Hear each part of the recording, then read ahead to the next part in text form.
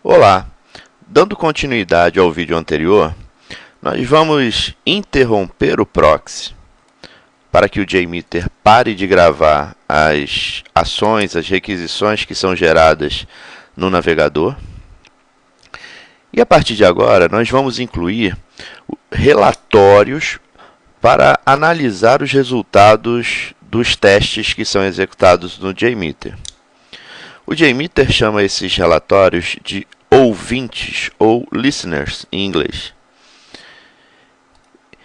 Para isso, eu vou clicar com o botão direito sobre o controlador Cadastrar Cliente, opção Adicionar, em seguida a opção Ouvinte, e eu vou adicionar dois ouvintes. Primeiramente, eu vou adicionar o Ver Árvore de Resultados e, em seguida, eu vou realizar o mesmo processo e adicionar o relatório agregado. Esses dois relatórios, ou ouvintes, apresentam os resultados das execuções sob diferentes perspectivas. Perspectivas essas que se complementam. Bom, agora que eu tenho esses dois ouvintes implementados no meu script, eu vou fazer um pequeno teste para saber se o script está validado, se eu posso de fato executar esse script com uma carga alta. Eu vou retornar aqui ao grupo de usuários, vou colocar aqui o número de usuários em 1 e o tempo de inicialização também em 1. Mais uma vez, eu vou realizar uma pequena execução de teste apenas para me certificar que o script é válido, que as requisições vão alcançar a aplicação-alvo, ok? Então, eu vou me posicionar aqui no relatório Ver Árvore de Resultados, vou clicar no botão Iniciar, aqui na barra de ferramentas, e pronto, a execução foi realizada, e eu consigo observar que todas as 4 requisições HTTP foram processadas com sucesso. Eu consigo observar isso pelo fato de todas elas terem retornado com o símbolo verde aqui do lado. Eu posso ainda me certificar observando o resultado da execução de cada requisição, ou seja, o conteúdo da resposta HTTP. Então, aqui no Árvore de Resultados, eu tenho 3 abas que me permitem analisar tanto a requisição HTTP que foi submetida, quanto detalhes da resposta. Eu vou pular para a segunda aba, que é a aba de requisição. Aqui a gente consegue observar a requisição HTTP de modo cru, ou seja, somente com o método HTTP que foi utilizado, a URL para a qual essa requisição foi submetida e alguns cabeçalhos dessa requisição. A terceira aba, Dados da Resposta, traz o conteúdo do corpo da resposta HTTP, ou seja, do body da resposta HTTP. Nesse caso, a resposta está representada em HTML, em formato texto puro. Mas eu posso renderizar essa resposta em diferentes formatos. Clicando nessa combo box, eu posso, por exemplo, renderizar em formato HTML esse conteúdo. Então veja que agora o conteúdo foi exibido em formato HTML, como se fosse um browser. É claro que aqui ele não exibe o conteúdo de forma muito sofisticada, mas isso serve para que a gente tenha uma ideia de que aquele conteúdo foi renderizado em formato HTML. Existem vários outros formatos de exibição aqui.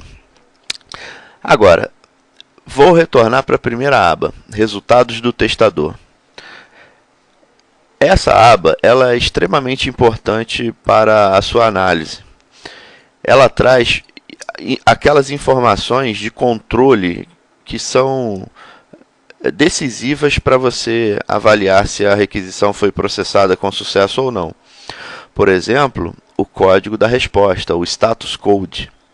Nesse caso, para cada uma das 4 requisições que foram submetidas, as respostas trouxeram o código 200, indicando que as requisições foram processadas com sucesso.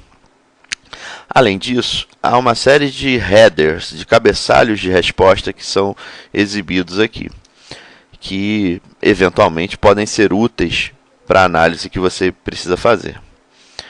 Há também informações sobre a latência, sobre o tempo de carga, que você pode utilizar para algum tipo de análise. Bom, tendo feito isso, tendo feito essa execução com um usuário apenas, eu vou limpar o resultado dessa execução, vou clicar nesse botão onde há 2 vassourinhas, que é o limpar tudo. E agora eu vou voltar no grupo de usuários e vou configurar aqui 100 usuários virtuais com o tempo de inicialização, ou seja, o meu ramp-up period, em 10 segundos. Vou retornar a minha árvore de resultados e vou executar o teste, clicando no botão iniciar. Perceba que ele está executando as diversas requisições, todas elas estão retornando verde, ou seja, estão sendo processadas com sucesso. Eu posso analisar cada uma delas aqui no árvore de resultados, bem como posso avaliar os resultados do relatório agregado. Então perceba que nesse relatório as informações contidas são basicamente quantitativas. Eu tenho uma coluna que mostra a quantidade de amostras que foram submetidas para cada tipo de requisição HTTP. Então, como eu defini 100 usuários virtuais, eu vou ter 100 amostras para cada tipo de requisição. Eu tenho colunas com a média, a mediana, linha de 90%, 95%, 99%, tempo mínimo, tempo máximo. Todas essas colunas dizem respeito ao tempo de resposta em milissegundos. Eu tenho ainda aqui uma coluna com o percentual de erro. Nesse caso, nenhuma requisição apresentou erro de processamento, portanto 0% de erro. E eu tenho ainda colunas indicando a vazão, ou seja, o throughput, e a quantidade de kilobytes por segundo. Bom, considerando que o nosso requisito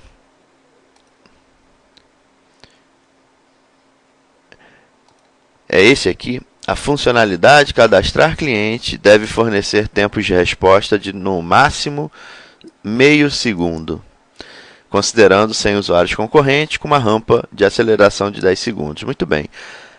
A quantidade de usuários concorrentes e a rampa de aceleração foram definidos no nosso grupo de usuários. Agora, será que o sistema retornou as mensagens com tempo de resposta máximo de meio segundo? Se nós analisarmos o relatório agregado, nós vamos perceber que para todas essas colunas, desde a média até o tempo máximo, os tempos de resposta foram bem abaixo de meio segundo, já que aqui as informações, novamente, são representadas em milissegundos. Bom, é um erro comum para a maioria dos testadores de desempenho novatos utilizar a média como parâmetro de comparação e de tomada de decisão. Então, por exemplo, o testador poderia eventualmente comparar esse valor aqui de 8 milissegundos, né, o valor total de média de requisições, como parâmetro de comparação com o nosso requisito, que é de meio segundo. No entanto, a média é um é uma medida estatística muito sensível a valores extremos. Por exemplo, eu poderia ter uma requisição que ficou travada por muito tempo. Com isso, a média será bastante afetada. Essa requisição que ficou travada e que vai apresentar um tempo de resposta muito alto, nós chamamos em estatística de outlier. Então, na maioria dos casos, a gente desconsidera esse tempo de resposta, ou melhor, o tempo de resposta dessa requisição. Então, geralmente, para sistemas de informação como de um comércio eletrônico, que é o nosso caso aqui, nós utilizamos a linha de 90%. A linha de 90% indica o tempo de resposta no 90º percentil.